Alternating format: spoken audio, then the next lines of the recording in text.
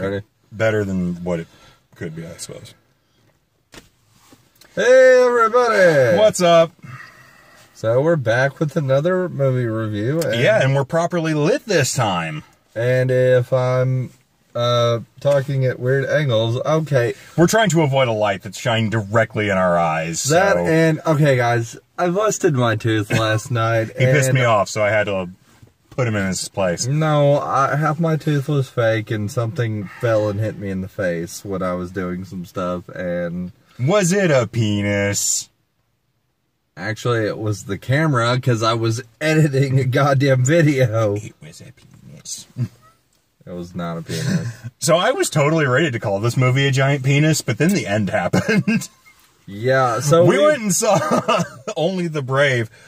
Wow. The story of the Granite Mountain Hotshots. Yeah. There's a lot right with this movie, but there's a lot wrong. There is a lot right about this movie, mostly in how the characters are handled. They don't do a lot of backtracking, which I really liked. Yeah. There comes a point where Miles Teller's character, he was a former drug addict, and then they get a hold of him, and he comes along, and he tries to leave, and you think the boss Josh Brolin gets pissed off at him, and you think, okay, this is the point where he's gonna relapse, and he's gonna slide back, and then they're gonna have to emotionally build him up, tell him he's worth something, and they just don't. And it's like, oh. Well, it is based on this guy's true story, so right. I definitely think they didn't do that. You say that. We've seen movies that took many liberties with people's personal lives and events. My biggest problem with this, so before I spoil the shit out of this thing, recommendations. Sean. Recommendations. I honestly hate saying this because this does have some really great acting in it. Miles Teller fucking knocks it out of the park, especially in the climax and the finale. Holy shit, I felt so bad. He emoted very well. He was really good. I would honestly say just wait until this is out on DVD and pick it up then. I'd say DVD or like matinee. Right. No, I wouldn't say matinee. I would just say wait until DVD, because then you could get up and walk around during the boring parts where you can know what's going on, where you can spot the cliches. Yeah. Because shit, is this movie rife with cliches. Yes. Okay, so with our recommendations, now we're going to spoil it. Yeah. Well, it's based off historical thing, it's based off it's a little hard to spoil history. Yeah. My biggest problem with this movie is all the crap with Josh Brolin and his wife about her wanting to have a baby when his character was going to die at the end of this movie. Well, it really feels like padding is the big problem, and it doesn't really drive a character further enough because it doesn't impact the story and what they do. So to have that happen, it's just kind of like, okay, so like it happened. If the argument had led up to a historical event, like right before he died, he got his wife pregnant. That well, I'm glad they didn't do that. I mean, that would have been horribly insulting. No, I'm saying if it had happened in real life, right, and she had been like, yeah, we argued about it all the time, but right before he died, I got pregnant, but that didn't happen in real life, and I just don't see why all the pregnancy, arguing needed to be added. Basically, it was to pad this thing out. That's, my biggest... Because holy shit did they pad this fucker out. Yeah. Jesus Christ. There were very long, boring parts of this. You could basically say the entire... pretty much the entire hour and 30 minutes leading up to the climax is amazingly boring and cliched characters. I honestly wish I had done some research, because I had no clue they all were going to die except Miles Teller. Well, I didn't know either, but at the end, I'm 100%... I hate saying this because this is a subject that's actually really, really interesting, which is the, fighting fire with fire, quite literally, where they will burn sections of the land and so that nothing can catch fire. And that's really, really interesting, and it's very perilous because like in this climax, things can happen, the blaze gets out of control, you're fucked. Yeah. Just hardcore. And all the while I'm just like, well, seeing the techniques and how they do things is interesting, but apart from that, I don't care about anybody. I do hate to say that because this is based on actual people and events, people who died, but the movie does not portray them as people. It portrays them just as cliched characters. Yeah, you don't really get much except for Josh Brolin and Miles Teller's characters. But even then, could you tell me their names of the characters? Brennan and I don't remember his real name, but everybody called him Soup. I don't even remember that. I remember Miles Teller and Josh Brolin and Jeff Bridges. Yeah. And that's about it. And it's really, really sad that I didn't have more time with these people to understand, like, who they are. I will give this movie credit, though. Holy shit, the actors look so much like they really did. Like Miles Teller, even. I was super surprised that... At the end of this, when it rolls the credits, it shows the actor, and then it shows pictures of the real person. Of the person, yeah. And all of these were almost spot on. Like, they all were very similar looking. No, when it started rolling that stuff, I was like, oh, okay, Miles Teller's going to be the one that looks the most. He's just going to look like Miles Teller. No, he looks like the dude. Yeah. It was really, really freaky. But yeah, all the actors did a fine job doing, I'm sure, what they were supposed to do.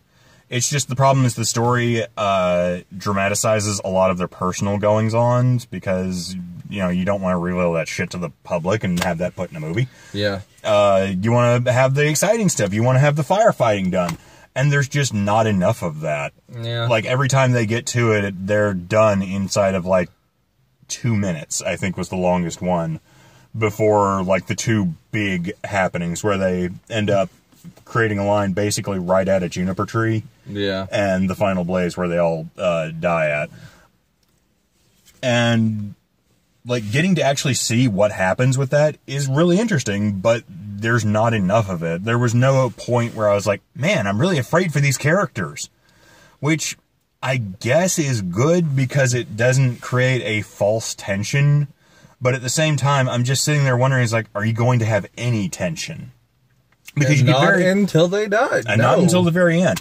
But the problem is you could create some really good tension in displaying how they do things and just spending a little more time understanding that what these people do is something insanely dangerous. Yeah. Like they do at bits and pieces and sections, like when his torch got out of control, but... Right, but there's not enough of that. Yeah. And it's sparse between long sections of dramatized personal interconnections and play. Baby, and my baby barely recognizes me. And well, don't forget about Miles Teller and his not boyfriend. That guy... I swear to God, if this were a movie, like an actual just movie, Miles Teller and his a-hole friend would totally have been in a relationship. Dude, and I would have been on board for it. The a-hole friend, like every movie I have seen that guy in lately, he is just so... I can't remember his name, but he played... He played Gambit in X-Men, Origins Wolverine. Yep. He played the villain in American Assassin. He played like just an unlikable asshole in this who like kind of turned around but not really. Yeah. And like he played John Carter. He mellows out, so I mean. It's just like I feel bad for this guy cuz like his career is not like, you know, when John Carter and Battleship are the highlights of your career, and that's not a good thing. Well, like I say, during this, I mean, it's not a bad movie. It's just really fucking boring. I mean, I honestly feel awful walking out of the theater that we were riffing so hard on parts of this. Yeah, especially knowing they all died. I felt awful. Yeah, Like I felt really, really bad. I was like, oh, fuck. Now I made fun of a dead guy. I'm going to hell. Yeah. Yeah. But, yeah, not knowing that this was, like, true life, or based on true events, it was really easy to sit there and kind of laugh at what's going on because the interactions are just so cliched and so boring. It just becomes tedious. And the shit with the bear. The fire bear. You do not do well with metaphors, do you? I mean, I understand that it was a story and it happened, but, like, why did they need to show it the second before the guy died? Well, because if you'll notice, the bear ran off into the void. Kind of symbolizing that He died. he died. He had run his course. Okay. Well. But yeah, like, that's the first shot of this movie. that being said, it was a lot of... not knowing what I do now, it was kind of a lot of fun to riff on certain parts of this movie. There were parts where I would just lean to you and say shit, and you would... there was another person in the back, so you'd have to stifle your laughter. Yeah. Josh Brolin's telling the story to Jeff Bridges, which I'm going to go on a tangent about Jeff Bridges here in a second. But Josh Brolin is telling the story to Jeff Bridges about how he found the flaming bear running into the forest. I just leaned to you. It's like, it was so amazing I had to go set fire to another bear. See if I couldn't do it again.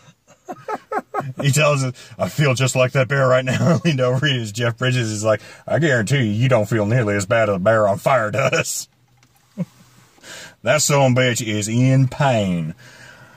That being said, please, Hollywood, stop putting Jeff Bridges as, like, the Southern grandpa. I know he does it well, but the man has so much better range as an actor. That's just, goddamn. Your whiskey. Everybody calls me Champ. Just let him be something else, not... I don't know, Robert E. Lee's great-great-great-grandkid now. By far, he was the best Iron Man villain. Yeah, see there? I forgot he was Obadiah Stane. He was terrific. And Jeff Bridges is an awesome actor. Yeah, especially because every time I see him as, like, the country guy, I immediately go back to R.I.P.D. and have terrible. That movie was so goddamn bad. It's okay. We all have bad flashbacks about R.I.P.D. But Ryan Reynolds and Jeff Bridges, why did you make that movie? Why? James Hong, why did you agree to be in it? Why? Because they needed money. I guess. I mean, let's face facts. You have to pay rent somehow, man. No, honestly, as much as I hate to say this, there is just way too much dramatized false tension between the people to justify this being something that I said that I would say would be, like, really, really powerful and moving. Like, Professor Marston, or Dr. Marston and Professor Marston and the Wonder Woman. A lot of the events in that were dramatized. At least I kind of cared about them. Yeah. We spent enough time with their character, with the people, to understand who they were and what their motivations were. I think this movie's timing is off, too, because Miles Teller kind of has another movie like this coming out in a week. Yeah, and Only the Brave. Thank you for your service. Yeah, shit, I did it, too. Because you were telling me, it's like, a lot of people are getting this mistake. A lot of people are getting these two movies backwards because they are releasing so close to each other. Because in a week, he has one where he plays a soldier who is suffering from, like, PTSD and things like that. Which I'm kind of looking forward to, honestly. Yeah. I mean, if nothing else, this movie really, really... Miles Teller has really, like, spread his acting since the days. He's not bad. I like him. I honestly like him a lot as an actor. He does a really good emotional range in this. Oh, like, dude. At the very end, when he was, like, crying and, like, he's one of the few who, when they say, hey, act sad, you believe he's fucking sad. He emotes very well. He does, and he actually cries on camera, like not that fake crying. A lot of people can't do that. A lot of people can't do that. He's one of the few who can, and I'm just reminded, it's like every time I'm like, man, I'm glad Miles Teller's in a movie. I don't know how good the movie's going to be or how good he's going to be, but I'm kind of glad he's in it. Yeah. I guess if you really want to know about the Granite Mountain firefighters, yeah, just read up on them, honestly. well, Granite Mountain Hotshots. Granite Mountain Hotshots, thank you. Just read up on them. You'll probably get just as much stuff about them in reading it as you will this movie. There was a scene I did like, though, where Miles Teller got bit by the snake. Yeah. And he's in the hospital. And oh, yeah. like, That was actually a good scene. I forgot to mention. They're like, we're going to start antibiotics and a morphine drip, and him being an addict, he's like, no morphine. Yeah, because that would have been with the pain. Yeah, that would have been really easy for him to slip back into it. And I was like, that's actually really clever. A lot of people would have just disregarded that. Yeah. And just gone on with it and be like, okay. But instead they're like, yeah, no, if I have morphine, it's going to fuck me up, man. Just, I'll live through the pain. Yeah. I did like that scene. Like, well, you know, again, like I said, he portrayed a person recovering from addiction very well. Like I say, this is a really good cast of actors. Yeah.